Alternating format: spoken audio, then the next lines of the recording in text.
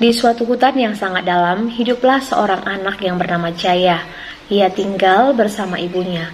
Mereka tinggal di sebuah gubuk yang dirakit oleh kayu. Suatu ketika, Ibu Jaya meninggal karena telah lama mengidap penyakit. Setelah Ibu Jaya meninggal, Jaya tidak sedikit pun berpikir untuk meninggalkan hutan. Sepeninggalan ibunya, ia selalu melakukan aktivitas sendirian. Jaya sangat terampil dalam membuat senjata sederhana. Setiap pagi, Jaya pergi keluar mencari makan dan berburu dan memancing ikan. Selain itu, secara rutin Jaya juga selalu mengganti tombak alat berburunya dan juga kapak sederhana yang dia lakukan untuk berburu dan menebang pohon. Begitulah aktivitas Jaya sampai dia sudah menjadi pemuda yang dewasa.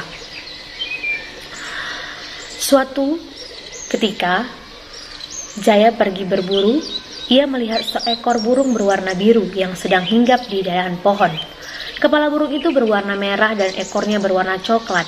Jaya penasaran dan terus mengikuti burung itu sampai dia jauh ke dalam hutan. Kemudian burung itu hinggap lagi di dahan pohon. Namun Jaya hanya duduk di bawah pohon tempat burung itu hinggap sambil melihatnya. Hari kemudian gelap. Akhirnya Jaya memutuskan untuk kembali sambil melambaikan tangan ke burung tersebut. Saat Jaya memalingkan wajahnya, burung tersebut terbang mendekati Jaya. Jaya mau membawa burung itu pulang. Namun saat Jaya berjalan beberapa langkah, burung itu tiba-tiba terbang ke atas dan mencoba menjauhi Jaya. Jaya kebingungan, namun karena hari sudah gelap, Jaya tidak bisa mengejar burung tersebut. Namun tiba-tiba terdengarlah suara yang cukup keras. Dan seketika burung itu jatuh di depan Jaya, dan dia tidak tahu apa yang terjadi. Jaya melihat hanya sayap burung itu yang terluka. Ternyata ada seorang pemburu yang menembak burung tersebut.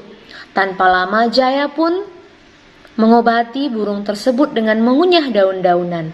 Karena hari sudah gelap, akhirnya Jaya memutuskan untuk beristirahat di tempat itu. Keesokan harinya Jaya bangun dan melihat burung itu sudah berjalan-jalan di sekitarnya. Jaya sangat senang karena burung itu pun bisa sembuh. Saat itu Jaya ingin membawanya pulang. Namun burung itu memberi isyarat agar Jaya membawa ke arah berlawanan dari arah hutan tempat Jaya tinggal. Jaya kebingungan namun ia pun menuruti burung tersebut. Setelah berjalan 2 jam, Jaya melihat ada sebuah tembok besar dengan sebuah pintu. Kemudian Jaya pergi ke tempat itu dan dia dihadang oleh 2 prajurit dan berkata kepada Jaya, "Siapa kamu? Dan bagaimana kamu bisa menjinakkan burung biwa itu?" Jaya kebingungan.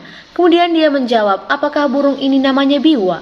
Bagaimana kamu tahu?" Prajurit berkata, "Iya, itu adalah burung biwa. Burung itu adalah penjaga bagi kerajaan ini."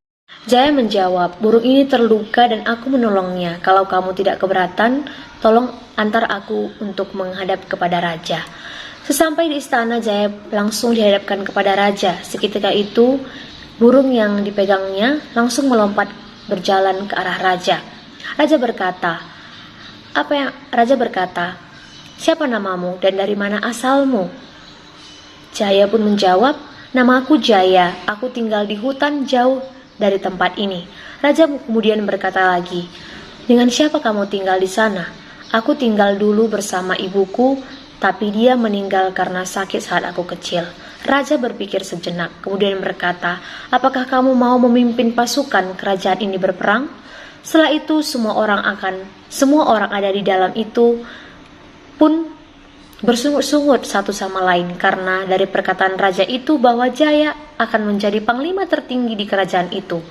Posisi itu merupakan posisi tertinggi setelah posisi raja. Melihat itu raja marah dan berkata, "Diam, tidak ada yang bisa membantah perkataanku." Semua orang langsung terdiam. Kemudian Jaya berkata, "Apa maksudmu?" Raja menjawab, "Sesungguhnya aku melepaskan burung biwa ini untuk mencari seseorang yang bisa memimpin pasukan kerajaan ini. Saat ini kerajaan ini sedang dilanda kehancuran." Jaya berkata, "Aku tidak mengerti dengan perang. Selama ini aku hidup di tengah hutan. Aku bahkan terkejut pertama kali bertemu orang yang sangat banyak, karena itu mustahil bagiku untuk membantu kerajaan ini. Karena itu, Sebelum Jaya menyelesaikan perkataannya, burung itu pergi ke arah Jaya dan menatap Jaya seperti dia menatap Jaya saat pertama kali dia bertemu di hutan. Jaya tidak mengerti apa maksudnya, namun Jaya tiba-tiba menjawab, "Baiklah." Tiba saatnya perperangan akan terjadi. Tanpa sepengetahuan musuh, ternyata jebakan lubang yang telah digali di sekitaran tempat perang itu. Jaya melakukan itu seperti dia menangkap binatang sebagai buruannya. Melihat pasukan kerajaan Biwa tidak menyerang dan hanya bertahan, pemimpin pasukan musuh akhirnya memerintahkan untuk menyerang langsung, dan tentu saja banyak pasukan yang jatuh ke dalam lubang tersebut. Namun karena banyaknya jumlah mereka, pasukan musuh tetap berlari menuju pasukan kerajaan Biwa yang terbilang hanya sedikit. Saat itu pemimpin pasukan musuh sudah tidak dikelilingi banyak prajurit. Setelah itu, Jaya yang sedari awal tidak berada di barisan pasukan membidik pemimpin pasukan musuh dengan panahnya.